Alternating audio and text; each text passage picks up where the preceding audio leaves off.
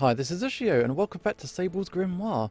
In the last episode, we went on a date with Drakan, and it went quite well, even though we got mixed up in a bank robbery. But it was fine. We saved the day, and it was okay. So, it is now the day after. Following my first date with Drakan, I returned to my usual life at Amadronia. I attend classes, engage in nonsensical banter during breaks, and occasionally use the privilege granted to me by the principal to skip class and conduct my own research. As much as I relish this daily life of mine, however, I can't help but shake this nagging feeling at the back of my mind. After experiencing for myself what it means to use powerful magic, albeit in the form of combination magic, I've begun to yearn for the chance to relive that sensation once more. Power, true power, strength which I as an ordinary human being could never hope to wield on my own. The power of a dragon. Wow, that's not good. I can't afford to allow myself to become one of those power-hungry battle maniacs, and I certainly don't want to start hanging out with Drakan while subconsciously thinking about how to use her. Power really is dangerous, isn't it? One little taste, and it's all I can think about. Oi, Sable. Have you finished daydreaming yet? Class is over, it's time to wake up. I lift my head as two familiar voices call out to me from either side. Dragging me away from my dangerous thoughts, the two girls draw surprisingly close, paying no mind to the concept of personal space. Oh, sorry, I was just a bit distracted. No kidding, you've been ignoring me all lesson. What's the point of attending class if you can't spend the entire time talking to your friends? Never mind, I retract my apology. I'm going to keep ignoring you, all for the sake of improving your grades, okay? Oh please, it's not like I'm going to start studying out of boredom. That's like eating because you feel full. If you keep doing it, the problem is only going to get worse. Ray, being full is not a problem, and studying doesn't create boredom, it relieves it. Wow, I figured you'd come up with a stupid response, but that one really takes the cake.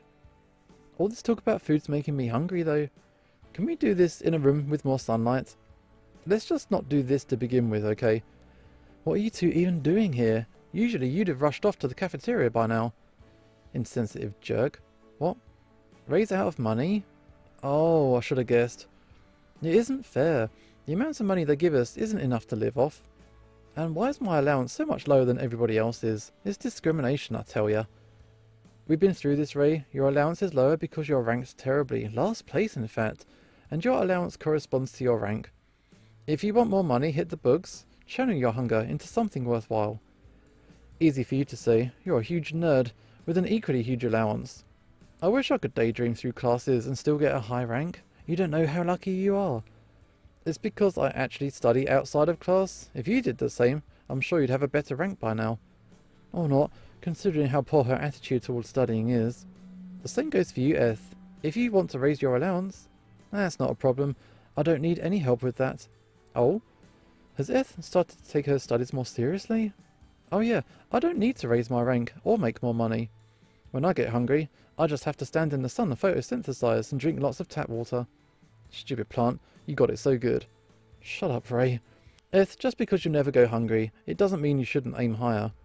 You came to this academy for a reason, right? Surely there are things you want to learn about which you wouldn't be able to study elsewhere. Besides, as students, it's our responsibility to take our studies seriously and to devote our time to expanding our knowledge as much as possible. Furthermore, oh wow, another lecture. But at the same time, Eth did hate us for a while, so it's good that we're kind of chatting socially again. Yeah, he's lecturing us again, totally. Just like a teacher? Exactly like a teacher. Just like your teachers, I'm lecturing you for your own good. Besides, what's wrong with being like a teacher? Teachers are wonderful people who devote their lives to boring people, torturing students, confiscating toys, denying sunlight, stopping us from eating in class even though we're hungry, sitting on whoopee cushions. Oh right, I almost forgot about that one. I've really got to buy another one of those. That was hilarious. Never mind, I don't want to be compared to a teacher after all. Teachers of the world, my heart goes out to you. Anyone who has to put up with these two on a daily basis deserves every cent they earn. I'll lighten up, Sable. You know we're joking. About you being a teacher, that is, anyway. Yeah, I figured the rest wasn't a joke. You two are going to cross the line one of these days, you know. Earning abysmal grades while terrorizing the teachers isn't a gateway to a good school life. Wow, says the truant. How many classes have you skipped already this semester? One of us. One of us. That's different. I spend my free time studying. I learn far more on my own than I do during class. Really now, So going on dates with the dragon girl counts as studying, does it? What? How did you know about that? Don't act so shocked. Everyone knows. I didn't. Sable's dating the dragon? Half dragon, actually? Oh, wow. The dragon! Beth ran away. Hold on a minute. I'll go get her. You two, Ray? Wow, what's with those two? Was that because of me? I mean, technically, yeah. But I wouldn't worry about it. Those two are fairly strange characters to begin with. Yeah, but... Really, it's fine. Eth is a mandragora. She has an irrational, well, no, a somewhat rational fear of dragons. It's nothing personal.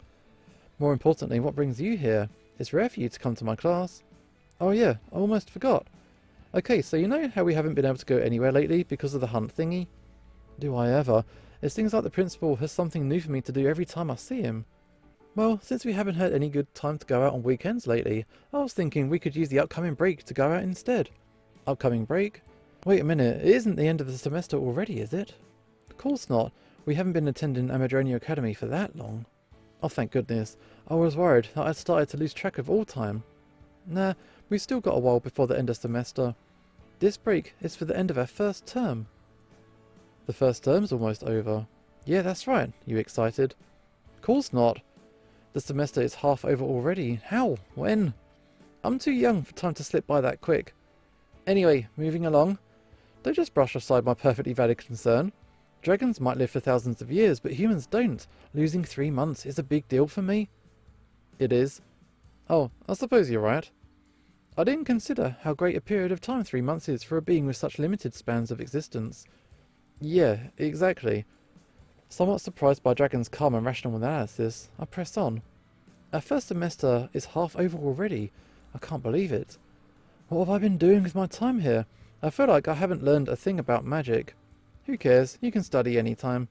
More importantly, about the next date. Oh, we're gonna go again? Wait, could what we did last time really be considered a date? I mean, it did end with a hostage situation. Is there a better word for what we did? Two people like each other and want to spend time together, so they plan an outing filled with fun and excitement. That's a date, isn't it? I mean, maybe so, but the kind of excitement we got caught up in didn't really make it seem like a date to me. Fine, don't call it a date then. At any rate, I want to go to the city again during break. Are you going to come with or what? I suppose I could. It's certainly better than letting you go alone. But do you really want to go back there? I mean, after what happened last time? What happened last time is exactly why I want to go back. Dragon's tone suddenly shifts, along with her expression. Her joyful smile from a moment ago vanishes quickly, replaced by a stern glare as she touches upon a serious topic. You told me that what happened there wasn't a common occurrence, right? If that's the case, then it's even more important that I go back to the city as soon as possible. I don't want my perception of human society to be permanently influenced by a one-in-a-million event.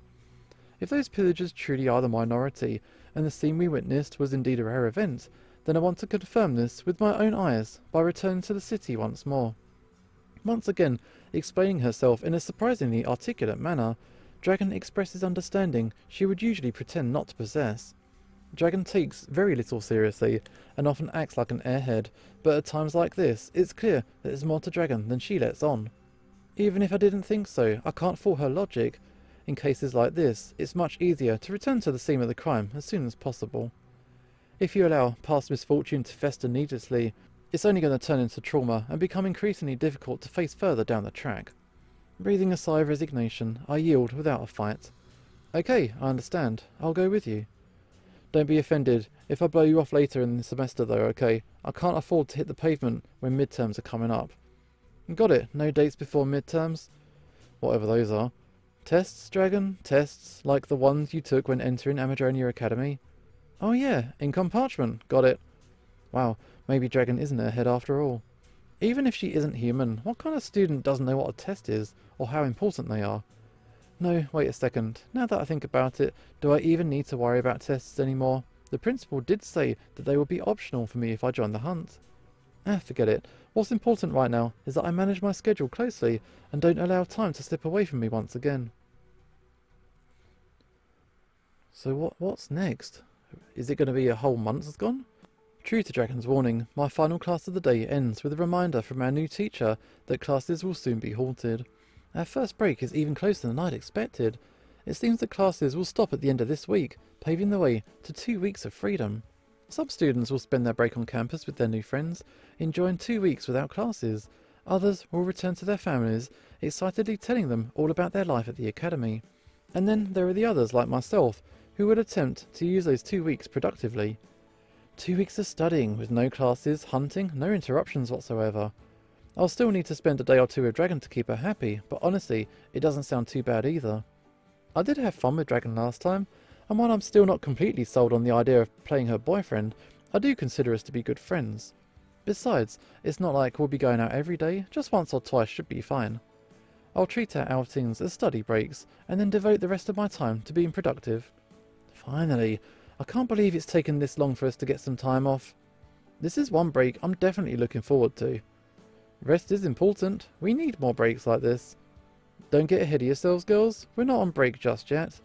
Besides, what do you two even need a break from? You sleep through most classes anyway from what I've seen. Oh Sable, poor naive Sable, you just don't get it, do you?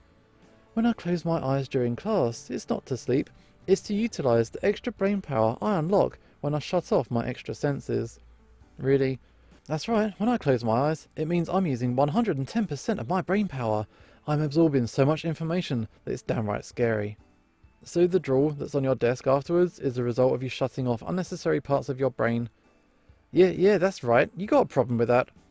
Hey, Ray draws when she sleeps. You're not much better, Earth. The amounts of spores and bark you leave behind is kind of staggering. It's natural for Randragoras. Shedding regularly is a sign of good health. Well then, congratulations on your good health.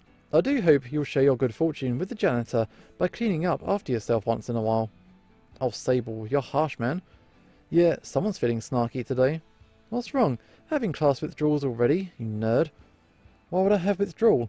I barely attend class as it is since I'm exempt. Participating in the hunt might be a drag, but I do appreciate the privileges the principal has given me in return.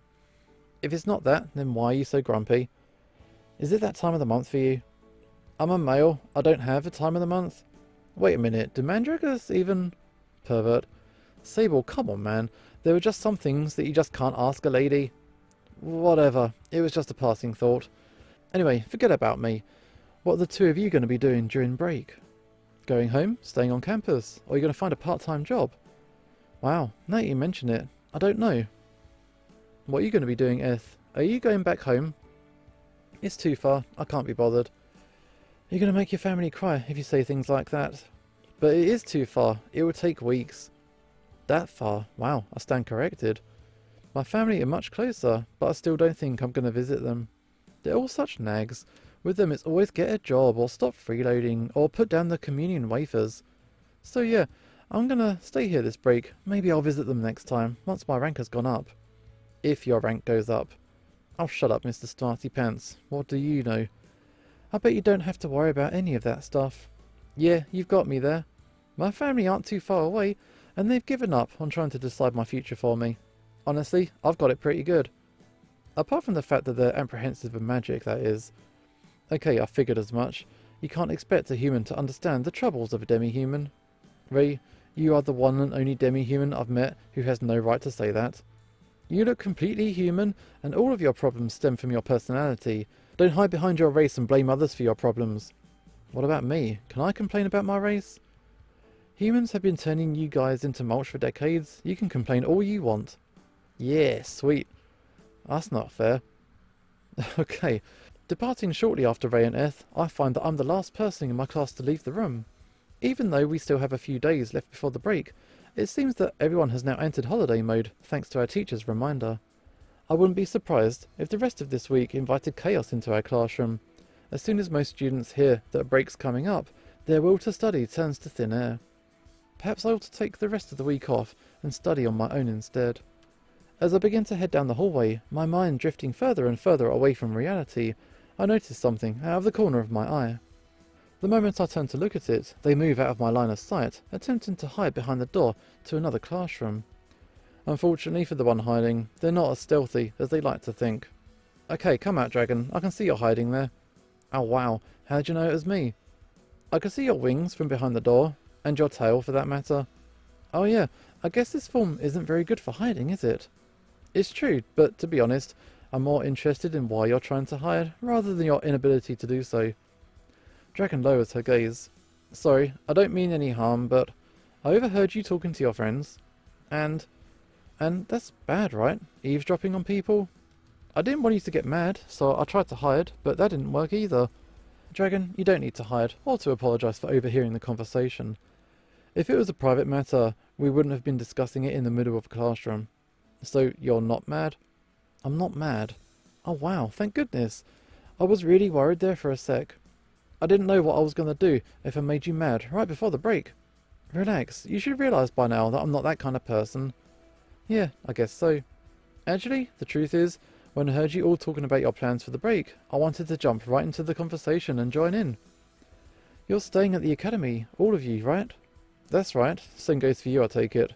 Yep, Mama's cave's too far away for casual visits, so I'll leave that for another time. Don't you want to go home though? I heard you say that your family's not too far. Oh yeah, it's true, I probably should pay him a visit, but... Well, to be perfectly honest, I think they'd prefer it if I didn't return. Oh, your family doesn't want you to return? Why? What's wrong? Did something happen? It's nothing to get worked up about, but we're just not all that close, is all. But your family, how could you not be close? I suppose that concept might be difficult for someone like Drakan to understand. She's always talking about her mother, and from the sound of it, those two have lived in her mother's cave together for a very long time. Dragons or not, their home situation sounds somewhat enviable. Unfortunately, there are plenty of families in this world who aren't all that close to one another. In my case, it's mostly a matter of clashing personalities. I'm the only mage in my family, and my interests are far beyond what any of them consider normal. To them, I'm like some kind of foreign entity. They don't understand anything I say or do, and quite frankly, they don't want to. That's horrible. How could they abandon you like that? For a human to be able to use magic is a wondrous thing. They should congratulate you, not turn you away. I'm afraid human beings typically don't view it all that way, Drakan. Differences aren't celebrated, they're a cause for exile. Really though, it's not as bad as I've made it sound. From their perspective, I'm quite the troublemaker, always skipping school, locking myself in my room, using magic to get my way. I don't blame them for being cautious around me. I don't understand it. I suppose you don't know. For someone raised by a dragon, the thought of being an outcast because of one's ability to use magic must seem ridiculous. If I were born an elf, my lifestyle would be applauded. As a human being, however, your family rejected you because you can use magic doesn't make any sense to me. Why should wielding power be seen as a bad thing? Why would you want to push away someone whose presence makes you safer? I can't understand any of this. It's because you're not human, Dragon, not completely at least. Humans are weak, fragile, petty creatures. We don't celebrate the strengths of others, we envy them. If something's beyond our understanding, we fear it. If we cannot control something, we destroy it. That's just how humans are. All of you are like that, even you. Of course not. I'm not saying that all humans are like it, but many people do fall under those generalizations, and unfortunately, that includes my family. Anyway, it's not like complaining is going to change anything. You can't choose your family after all. All I can do is live my life to the fullest and enjoy myself as much as possible. Even if my family don't approve, I have no intention of giving up. I'm going to keep studying magic right up until the day I die. As much as I admire the mindset of yours, I still don't feel good about this. Is it wrong to hate someone you've never met? Even if they're your family, I don't think I can forgive them. They probably wouldn't like you either, to be honest. My parents loathe demi-humans. Worse, they refuse to tell me why they feel that way, assuming they have a reason to begin with. I guess you're not going to be meeting my parents anytime soon. There would be a disaster waiting to happen. Okay, I agree. If I'm to meet your parents, I can't promise that I wouldn't incinerate them. In response to my joke, Drakan offers a dreadfully serious answer. Even in human form, it seems like Drakan won't be meeting my parents anytime soon. Well, it's not like I was planning to introduce them anyway. While it's certainly possible that my parents would be relieved to find out I've been making friends, I'm not about to risk a house fire to find out. If I ever do return home, maybe I'll start by introducing them to someone more human like Ray or Nam. Forget it. If your parents don't appreciate you, it's their problem. When you feel homesick, just come with me and visit Mama instead. She might not have the warmest personality, but I'm sure Mama would love to meet you. Okay, I might just take you up on that. Meeting a real-life dragon sounds much more interesting than visiting my folks anyway.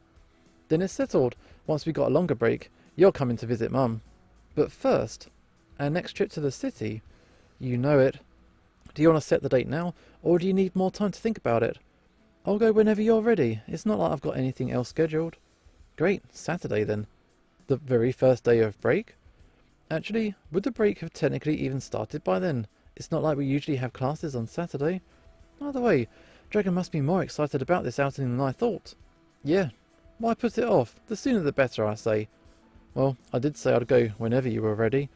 Okay, count me in. I'll be ready, bright and early, on Saturday morning. Okay, finally, time for our second date. Oh, I better start preparing. I don't want to make the same mistakes as last time. Finally, it's only been... Before I can finish that thought, Dragon has made herself scarce. She heads straight for the dormitory without another word, apparently intent on preparing for Saturday. Wow, what's the big deal? It really hasn't been that long since we last went out. I'm happy to spend time with Dragon, and I do enjoy her company, but I get the feeling that Dragon is getting ahead of herself. As I ponder Dragon's excitement, I suddenly recall my talk with the principal. When I reported to him after our previous outing, Ian was under the impression that Dragon and I were dating. He even offered to supply me with the funds to buy her a gift, and stated that I should keep his involvement secret. Dragon, Ian, Ray, Eth, everybody around me seems to think that Dragon and I are a couple. If I'm the only one who thinks differently, then maybe I'm the one who's wrong. Maybe we are dating, and Dragon's excitement is something to be expected. Okay, I really don't have the faintest clue about romance, do I? Do not despair, my dear. Even if you are not yet an expert in matters of the heart, you are not without hope. We have not seen hell for ages. Remind me, who is the one who so effortlessly broke free of my influence, only to turn around and ensnare me instead? Any such being is clearly destined for the life of the harem king. While immediately regretting my careless muttering, I reluctantly turned to face my love guru classmate Hel. Good to see you too, Hel. What brings you back here? Do you even need to ask? It was none other than the call of a lovely maiden's heart in distress. I'm not a maiden, dude. I was not talking about you, my dear. I was referring to your girlfriend, the dragon girl. Oh, Hel too. What's wrong? Is the term girlfriend not to your liking? In that case, how about lover or mistress? Assuming your relationship has progressed physically, there are many other terms I could suggest. Is the dragon girl the type to enjoy being degraded? If so, okay, can we just call her girlfriend and leave it at that? I'm still not sold on the notion, but it seems like the safest choice for now. Very well, let's talk about your girlfriend and the rift which you two are yet to bridge. You want to give me relationship advice? I appreciate the thought, Hel, but I don't think it's necessary. Setting aside this romantic nonsense for a moment, Dragon and I are getting along just fine. We talk pretty much every day, we've made plans for the break, and we're even going out again this Saturday. As far as I'm concerned, our friendship is only continuing to go stronger. Yeah, it does seem as though you're becoming good friends. However, friendship does not necessarily lead to romance. If you're not careful, that girl might become unable to see you as anything other than a friend. Okay, what makes you think I want to be more than friends? What makes you think the dragon girl is satisfied with things the way they are? You believe that Dragon wants something more. You should be able to answer that question better than I should.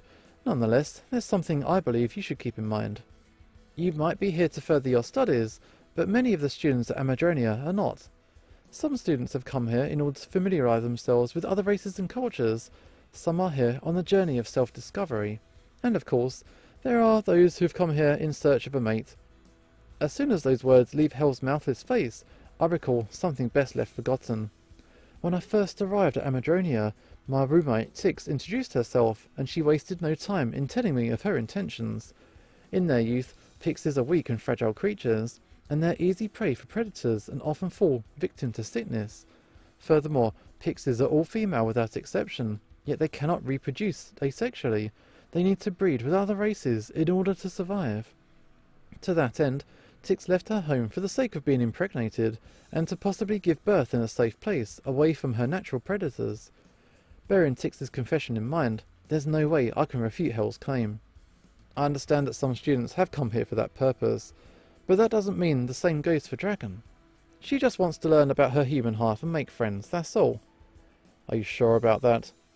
I might not know the dragon girl personally, but I do know a thing or two about dragons. Likely more than a human would, at least. Dragons are possessive creatures. Once something has caught their eye, they'll stop at nothing to make it theirs. To that girl, perhaps you're not a potential mate. You could very well be a mere trophy, An object for her to possess and gaze upon. Your entire relationship might be. Hell, that's enough. Look, I get that you're trying to protect me, and I'm thankful, but I think you're making a few too many assumptions about Dragon.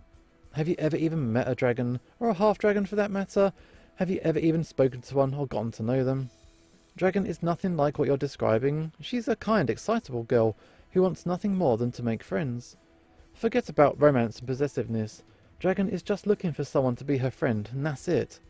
Very well. If that's what you believe, then I'm not going to convince you otherwise. All I ask is that you keep my warning in mind. I don't want to see the two of you get hurt needlessly. And of course, if you do decide to centre your harem around the dragon girlfriend of yours, do not hesitate to add me to your roster. Okay, thanks. Touching her hand to her face and turning her hand on its side, Hel gestures as though she's blowing me a kiss. She then waves goodbye and goes on her way, disappearing down the hallway before I can get in another word. Hel is very confident like that. As the day reaches its end, I find myself lying awake on top of my bed, haunted by the words of my friends and classmates. Without realising it, I seem to have gotten myself a girlfriend, or at least that's what everybody around me keeps telling me. It's not just my classmates either, even the principal seems to feel that this is the case. What's more, they all seem to be supporting us. They keep pushing us together, as if they're praying for our happiness. Honestly, it's a confusing situation for me. I don't know what I'm supposed to do, and I have no idea what's expected of me. Dragon keeps inviting me out or coming to see me. Meanwhile, everybody around us keeps their distance, seemingly out of consideration. Looking at my situation objectively, there doesn't appear to be anything strange about any of this. It looks like we've become a couple. It looks like everybody else is doing their best to be supportive, or not to intrude on our time. And yet, from my point of view, there's a clear difference between what everyone's doing and what they say they're doing. All of my friends and acquaintances keep pushing Dragon and I toward one another, like they have something to gain from all of this.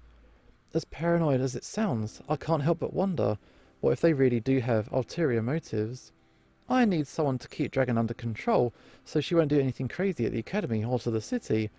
My classmates want to keep their distance from Dragon, but feel bad about doing so. What if they're pushing us together to avoid feeling guilty about excluding her? Even if some of the people close to me have pure intentions, there are bound to be one or two people who are using me for their own ends here. But even if that's the case, what do? I roll onto my side and close my eyes as I think about Dragon's situation. Whether my paranoid thoughts turn out to be warranted or not, they do highlight the main problem here. Namely, the fact that Dragon has no friends. Perhaps I'm thinking about all of this the wrong way round. Dragon didn't come here seeking a mate or trying to ensure the survival of her species. From the moment Dragon came here, all she's ever claimed to want is friendship, not romance, not children, but friends. If Dragon's intentions haven't changed during the time she's been here, then what she wants isn't a boyfriend. No, what Dragon really needs right now is to start making friends. What, we're going to introduce her to our other buddies? Maybe get them more involved? With breakfast behind me and class set to begin at any moment, I make my way over to Dragon's classroom and stake out the entrance. Contrary to what onlookers might think, I'm not here to see Dragon herself, not today at least. Rather, after thinking over her situation last night and contemplating what actions I might take, I've come to a rather mundane yet important conclusion. I need more information. Even if Dragon isn't particularly forthcoming about any trouble she's still having making friends, her classmates ought to have a pretty good idea of what's going on. Asking Tix would have been the quickest and easiest solution, but even with her gone, there's still one other person I can turn to. With most of Dragon's classmates now in their seats, I wave over a mutual acquaintance of ours as she walks down the hallway. Greeted by a smile, I relax my posture and turn toward Nam, guiding him over to the side of the hallway where we can talk without blocking the path. Is Nam really the person you want to be talking to? Morning, my friend. What brings you here? Have you been lusting after human companionship as much as I have? Wow, do you really have to phrase it like that, dude? It feels like every time we meet, you intentionally give people the wrong idea about me. Anyway, the answer's no. I'm not here to indulge in human companionship. I was actually hoping to talk to you about one of your classmates. Oh, I see. Let me guess. You want to ask about that girlfriend of yours? Even you? Why does everyone keep calling her that? Because that's how she introduces herself. Seriously. Nam shrugs. Not really, but if anyone mentions your name, she's quick to label you. Label me as what? Her property. My face contorts in displeasure as Nam reminds me of the claims made not only by Iron but also by Hell. Extreme possessiveness, a trait personality innate to dragons. I keep telling myself that it does not describe Dragon in the slightest, but as time goes on, I can't help but wonder if I'm being slightly naive. Okay, putting that worrying prospect aside for the moment. I came here to ask you about Dragon's place in the classroom and how she's getting along with her classmates. Oh, now there's a surprise. I figured a dragon would be more tight-lipped about such matters. What did she tell you exactly? Worried by Nam's reaction, I turned the question back on him. Forget about what you've been told. What did you mean by what you just said? What is it that you thought Dragon would be tight-lipped about? So she hasn't said anything, I figured. As strange as it might be for me to say, the only human in my class to say this, that girl is somewhat of an outcast. I wouldn't go as far to say that she's being bullied, but even so, your girlfriend is certainly not getting along with her classmates. And judging by your expression, you kind of already guessed. I shake my head. I thought it might be the case, but I didn't know for sure. That's actually what I came here to confirm. Is there something she's doing wrong? Is there like an obvious reason why Dragon's been unable to make friends? Don't ask me questions to which you already know the answer. You already know the reason why that girl's been unable to make friends. And so does she. Nam's gaze passes straight through me as someone approaches from behind my back. Turning around far too late, I find the woman in question, whose gaze tells me that she has heard every word that we've spoken. Dragon? Is it true? Are you being bullied by your classmates? I've already told you about this before, don't you remember? I remember you saying that some students held a grudge against you because you made some tasteless jokes, but there's a big difference between that and being an outcast. Yeah, I know. When I spoke to you about this before, I might have played it down a bit. Oh, Dragon. Hey, don't make that face. It's not that big of a deal. Even if nobody else likes me, I've still got Mama, and now I've got you too, right? That's plenty for me. Yep. A vigilant mother and an interesting boyfriend. What more could a girl ask for? Dragon, please, don't lie to me. You're not happy about the situation at all, are you? Well, no. Dragon quickly gives up on playing the happy-go-lucky half-dragon, as the truth of the matter is exposed. Despite her ever-present smile and joyful outlook on life, Dragon is not happy, or at least not as happy as she pretends to be. There are things Dragon wants which her mother and I cannot give her. I feel like such an ass. How could I have failed to notice something so important?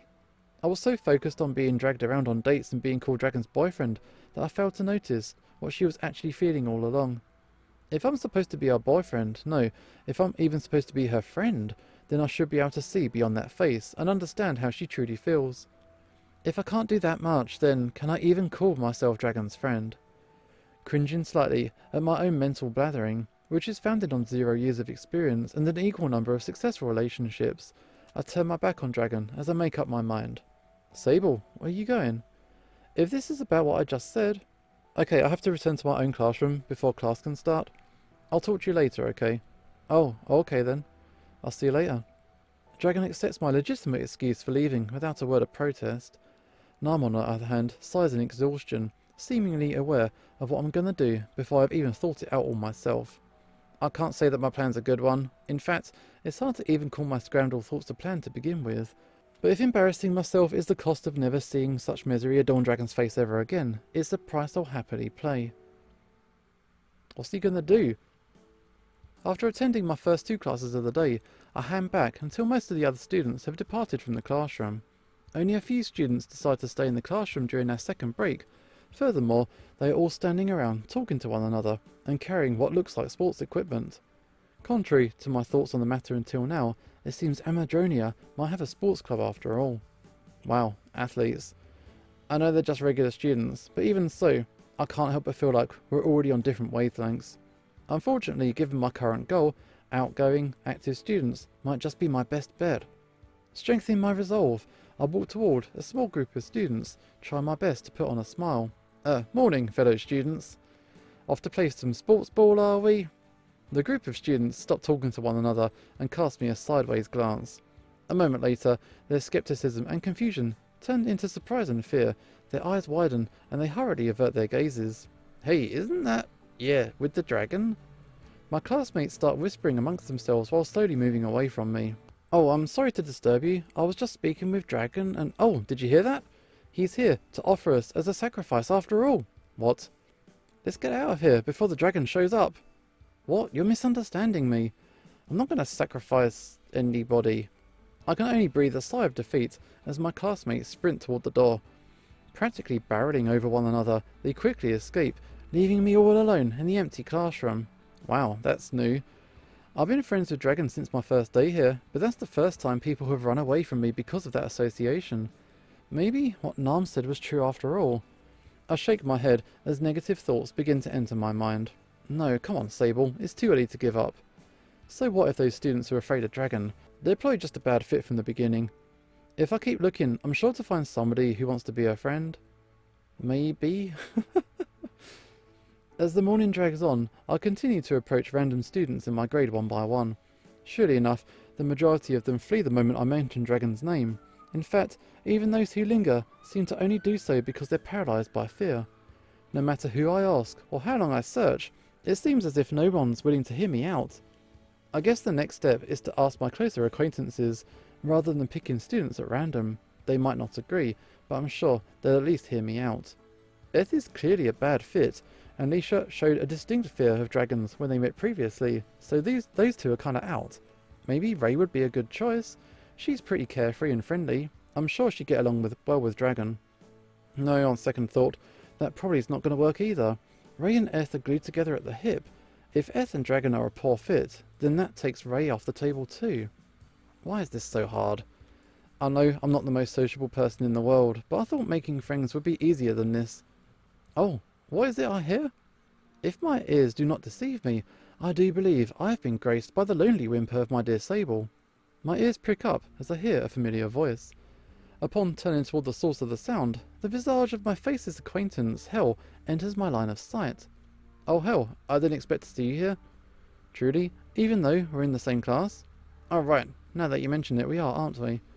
I've been so distracted lately, it feels like I've been separated from everybody by an ocean. Indeed, it's been a harrowing time. There were many nights when I would lay awake, haunted by the vestige yet lingering in your absence. What have you been doing that has kept you so preoccupied? I know that you joined the hunt, and that you've been busy procreating with the dragon girl, but outside of that, your actions remain a mystery to me. Just what kind of weird rumours have you been spreading about me exactly? I've had things on my mind, that's all. By things, I presume you mean what we talked about yesterday. Among other things, yeah. Right now, what concerns me most is finding Dragon some friends, but whether I so much as mention her name, everyone runs away. The only person who seems to view her as a normal girl is you? As those words leave my mouth, my eyes suddenly widen. Wait a minute, isn't Hel just the kind of person I've been looking for? I don't entirely trust her motives for getting close to people, but it's true that she's the first person I've spoken to today who hasn't reeled in fear at the mention of dragons. Hel's illusions probably wouldn't work on Dragon anyway, so it's not like there'd be any harm. Maybe I should ask Hel to become Dragon's friend. Oh, I don't know. So I think we're going to leave this one here. We'll think about this, and we'll see what we do in the next episode. This is Usho signing off, and hopefully I will see you next time.